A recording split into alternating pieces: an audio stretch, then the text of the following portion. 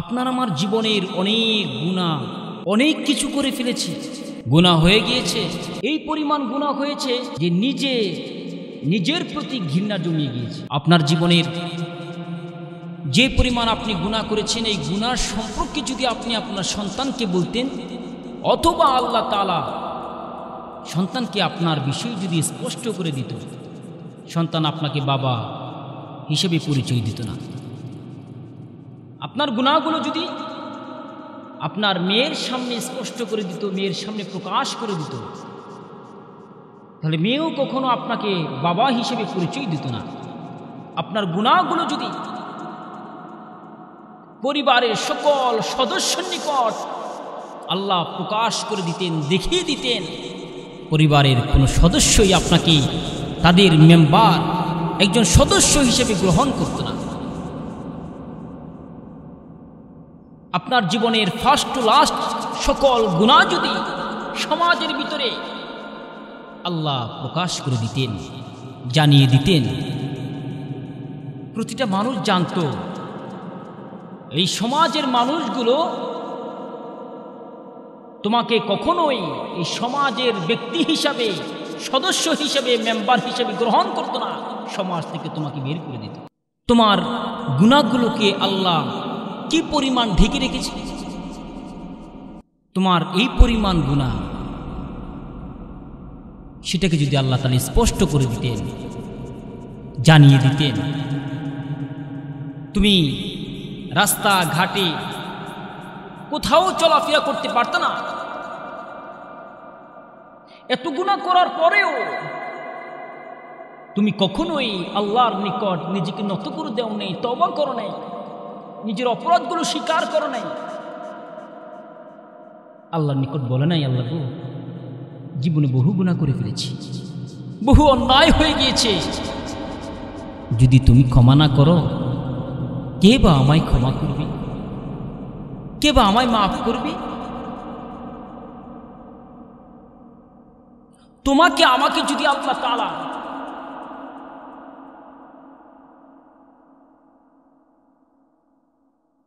এই গুনাহের জন্য যদি পাকড়াও করতেন, ধরতেন, আমার তোমার কোনো উপায় ছিল না, কোনো রেহাই ছিল না।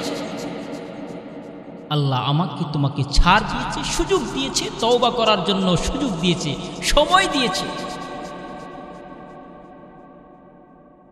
আমরা কি কখনো নিজেদের গুনাহ কখনো কি কারো সামনে উপস্থাপন করি যে ভাই আমার এই গুনাহ হয়েছে, কিভাবে তওবা করি, কিভাবে মাফ চাই? অথচ রাসূলুল্লাহ সাল্লাল্লাহু আলাইহি ওয়াসাল্লামের একজন সাহাবী, আনসারী সাহাবী মুআজ ইবনে মালিক আনসারী রাদিয়াল্লাহু তাআলা আনহু, তিনি রাসূলের নিকট এসেই বলতেছেন, ইয়া রাসূলুল্লাহ, আমার দ্বারা ব্যভিচারের মতো, জিনার মতো মারাত্মক গুনাহ হয়ে গিয়েছে। এই কথা বলার পর রাসূল মুখ ফিরিয়ে নিলেন। এরপরে সে আবার বললেন, ইয়া রাসূলুল্লাহ, আমার দ্বারা জিনা হয়েছে, ব্যভিচার হয়ে গিয়েছে, আমাকে আপনি পুত পবিত্র করুন। রাসূল মুখ ফিরিয়ে নিলেন।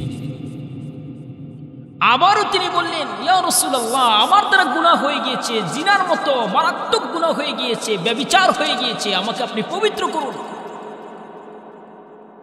যখন বললেন, রাসূলুল্লাহ সাল্লাল্লাহু আলাইহি ওয়াসাল্লাম সাহাবীদেরকে ডাকলেন, তিনাকে জিনাকারীর যে শাস্তি, সেই শাস্তি দেওয়ার জন্য পাথর নিক্ষেপের কথা তিনাকে বললেন। পাথর নিক্ষেপ করা। দেখুন, আপনি গুনাহ করেছেন, আমি গুনাহ করেছি, ওই সাহাবীর মতো জাহান্নামকে ভয় করে নিজের গুনাহকে আল্লাহর নিকট পেশ করে তওবা করতে হবে, শাস্তি দেওয়া হবে। পাথর নিক্ষেপের সামান্যটুকু রক্ত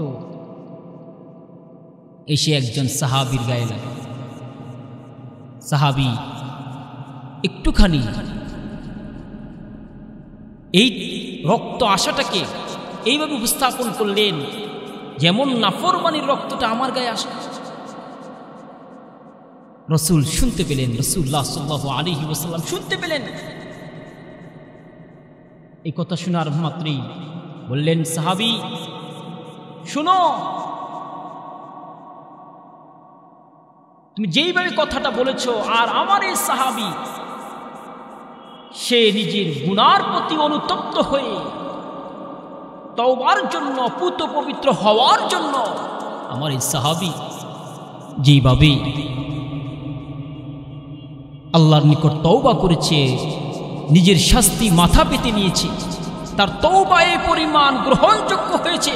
সারা পৃথিবীতে মানুষ, সকল মানুষের অপরাধ যদি ভাগ বন্টন করে দেওয়া হয়, তার তওবার সমপরিমাণ হবে না। বলুন সুবহানাল্লাহ।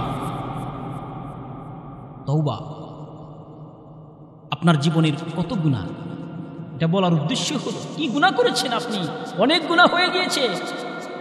জীবনের যে পর্যায়ে আছেন আপনি কোন পর্যায়ে আছেন, এখন আপনি এই পর্যায়ে আছেন, এখানে এই মুহূর্তে এই সময় থেকে আপনাকে পরিবর্তন করুন। আপনি নামাজ পড়েন না, নামাজে অন্তর্ভুক্ত হয়ে যান। রোজার সময় রোজা রাখেন না, রোজা রাখেন। জাকাত দেওয়ার মতো উপযুক্ত আপনার হয়েছে, আপনি সামর্থ্যবান, আপনি জাকাত দিন। হজ করার মতো সামর্থ্য রয়েছে, হজ করুন। ওগুলো করতে পারেন নাই, অপরাধ হয়ে গেছে জীবনে, নৈরাশ হওয়ার কিছুই নেই, নৈরাশ হওয়ার কিছুই নাই। আল্লাহ সুবহানাহু ওয়া তাআলা বান্দাদের জন্য জানিয়ে দেন, কুল ইয়া ইবাদিয়াল্লাযীনা আসরাফু আলা আনফুসিহিম লা তাকনাতু মির রাহমাতিল্লাহ ইন্নাল্লাহা ইয়াগফিরুয যুনুবা জামিআ ইন্নাহু হুয়াল গফুরুর রহিম। আমার বন্ধু আল্লাহ তাআলা এই আয়াতে কারিমার মধ্যে জানা দেন, হে আমার বান্দারা, নিজেদের উপর অন্যায় করেছ, আমার রহমত থেকে নিরাশ হও না। নিশ্চয়ই সকল গুনাহ মাফ করেন যিনি, তিনি হলেন কে? আল্লাহ। লা তাকুনাতু মির রাহমাতিল্লাহ। আল্লাহ তাআলা জানিয়ে দেন, জীবনে অনেক গুনাহ করেছো, তোমার নামাজ পড়ো নাই, নামাজ থেকে তুমি দূরে সরে গিয়েছো, রমজানের রোজা রাখো নাই, রোজা থেকে দূরে সরে গিয়েছিলে, তোমার যাকাত দেওয়ার সামর্থ্য আছে, যাকাত দাও নাই, হজ করার সামর্থ্য আছে, হজ তুমি আদায় করলা না। এখন তোমার সময়। আল্লাহ তাআলা জানা দেন, একদিকে তুমি রহমত থেকে নৈরাশ হও না, যেখানে রয়েছে ওখান থেকেই, ওই সময় থেকেই তুমি আমার হুকুম পালন করো। তুমি নামাজ পড়ো নাই, নামাজের মধ্যে নামাজ শুরু করে দাও। রোজার সময় রোজা রাখলা না, তুমি রমজান মাস আসলে রোজা রাখতে শুরু করে দাও। হজ করার সুযোগ আছে, হজ করে নাও। যাকাত দেওয়ার সুযোগ আছে, তুমি যাকাত দাও না, যাকাত আদায় করে নাও। তোমার জীবনের যে সময়টুকু চলে গিয়েছে, ওই সময়টার জন্য, ওই অপরাধের জন্য আমি আল্লাহর নিকট তওবা করে নাও। আমার রহমতের দিকে ধাবিত হয়ে যাও, আমার রহমত থেকে নৈরাশ হও না। আমি আল্লাহ তোমার গুনাহগুলো ক্ষমা করে দিয়ে ওই গুনার জায়গা আমি আল্লাহ তোমাকে সওয়াব দান করব। বলেন সুবহানাল্লাহ।